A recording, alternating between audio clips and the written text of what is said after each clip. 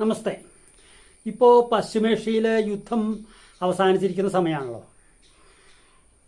ആ സമയത്ത് രണ്ടാം ലോക മഹായുദ്ധം കഴിഞ്ഞപ്പോൾ ഉണ്ടായ ഒരു സംഭവം അനുസ്മരിക്കാം. അതെന്താണ്?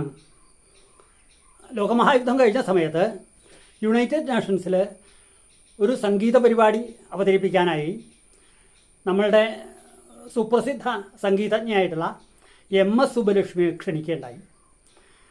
അപ്പോൾ അവർ അതിന് പോകുന്നതിന് മുമ്പ് കാഞ്ചി പരമാചാര്യരെ കണ്ട് ഒരു പാട്ട് എഴുതി നൽകാനായിട്ട് അപേക്ഷിച്ചു.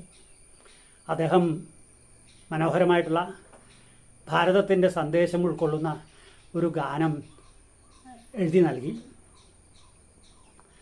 അതിലെന്താ പറയുന്നത്? ഭൂമിദേവി നമ്മളുടെ അമ്മ നമുക്ക് വേണ്ടതായ എല്ലാ കാര്യങ്ങളും നൽകുന്നുണ്ട്. ഭക്ഷണത്തിനുള്ള വസ്തുക്കൾ, ജലം, വായു ഒക്കെ നൽകുന്നു. അതേപോലെ തന്നെ പിതാവായിട്ടുള്ള ഈശ്വരൻ ഭഗവാൻ കാരുണ്യമൂർത്തിയായിട്ട് വേണ്ട എല്ലാ കാര്യങ്ങളും ചെയ്യുന്നു. ഇങ്ങനെ മാതാപിതാക്കൾ നമുക്ക് ആവശ്യമുള്ളതൊക്കെ നൽകി സംരക്ഷിക്കുമ്പോൾ നമ്മൾ അതൊക്കെ സ്വീകരിച്ച് സന്തോഷത്തോടു കൂടി കഴിയുകയല്ലേ വേണ്ടത്. അതേസമയത്ത് പലരും അതിൽ തൃപ്തിപ്പെടാതെ കൂടുതൽ സ്വത്തൊക്കെ ആർജിക്കാനായിട്ട് പ്രയത്നിക്കുന്നു. അങ്ങനെ വരുമ്പോൾ പലപ്പോഴും മറ്റുള്ളവരുടെ സ്വത്ത് തട്ടിയെടുക്കാനും കൂടിയൊക്കെ ആവും. അത് ക്രമേണ കലഹത്തിന് കാരണമാവും. ആ കലഹത്തിൻ്റെ വലിയൊരു രൂപമാണല്ലോ യുദ്ധം എന്ന് പറയുന്നത്. രാജ്യങ്ങൾ തമ്മിലാവുമ്പോൾ അതിനെ യുദ്ധം എന്ന് പറയുന്നു. ഈ യുദ്ധത്തിൻ്റെ അനന്തരഫലം എന്താ? ഏത് യുദ്ധം നോക്കിക്കഴിഞ്ഞാലും അവസാനം വരുമ്പോൾ ജയിച്ചവർക്കും തോറ്റവർക്കും നഷ്ടം തന്നെയാണ്. യുദ്ധം നടക്കുന്ന സമയത്ത് ഇരു രാജ്യക്കാരും തങ്ങൾ ജയിക്കുന്നു എന്നൊക്കെയാണ് പറയുക. വാർത്തകളൊക്കെ അങ്ങനെയാവും. നമുക്കത് അനുഭവമുള്ളതാണല്ലോ. എന്നാൽ യുദ്ധം കഴിയുമ്പോൾ ഒരു രാജ്യം ജയിച്ചതായിട്ട് കേൾക്കാം. അവർക്കും ധാരാളം ബുദ്ധിമുട്ടുകൾ ഉണ്ടായിട്ടുണ്ടാവും. സമ്പത്തിൻ്റെ നഷ്ടം, ജനങ്ങളുടെ ജീവഹാനി, ഇങ്ങനെയൊക്കെ ആ കഷ്ടപ്പാടുകളൊക്കെ പരിഹരിക്കാൻ വളരെ കാലം വേണ്ടിവരികയും ചെയ്യും.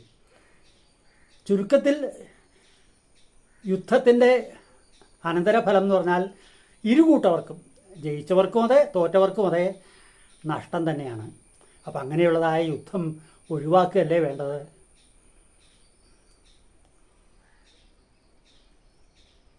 അതാണ് ആ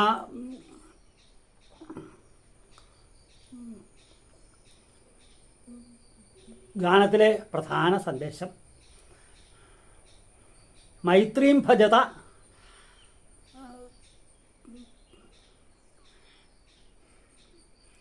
അഖില ഹൃച്ഛേത്രീം എന്നാണ് പറയുന്നത്.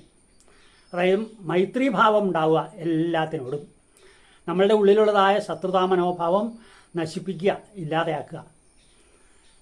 അങ്ങനെ ചെയ്യുമ്പോൾ എന്താ ഫലമുണ്ടാവുക? ശ്രേയോ ഭൂയാൽ സകല ജനാനാം. അതാണ് ആ ഗാനത്തിലെ അവസാനത്തെ വരി. ശ്രേയസ്സുണ്ടാവും സകല ജനാനാം, എല്ലാ ജനങ്ങൾക്കും. എല്ലാ ജനങ്ങളെന്ന് പറഞ്ഞു കഴിഞ്ഞാൽ മനുഷ്യരുടെ കാര്യം മാത്രമല്ല, നാലുകാലുള്ള ജീവികളെയും മറ്റ് ചരാചരങ്ങളെയും ഒക്കെ ഉൾക്കൊള്ളുന്നുണ്ട്. വാസ്തവത്തിൽ നമ്മൾ എവിടെ നിന്നാണ് വന്നതെന്ന് അറിയില്ല, ഇനി എങ്ങോട്ടാണ് പോണേന്നും അറിയില്ല. കുറച്ച് കാലമാണ് ഈ കണ്ടുമുട്ടുന്നത്. ആ സമയത്ത് ഇങ്ങനെ ശത്രുത എന്തിനാ? മധ്യേ ഇങ്ങനെ കാണുന്ന നേരത്ത് മത്സരിക്കുന്നതെന്തിനോ നാം വൃഥ എന്നാണല്ലോ പൂന്താനം പാടിയത്. അതെത്ര വാസ്തവമാണ്. അപ്പം അതുകൊണ്ട് കലഹം, യുദ്ധം ഒക്കെ ഒഴിവാക്കാൻ എല്ലാവർക്കും തോന്നട്ടെ. ഭാരതത്തിൻ്റെ സന്ദേശം ലോകാ സമസ്ത സുഖിനോ ഭവന്തു എന്ന് സ്മരിച്ചുകൊണ്ട് ഈ വീഡിയോ നിർത്തുന്നു. നമസ്കാരം.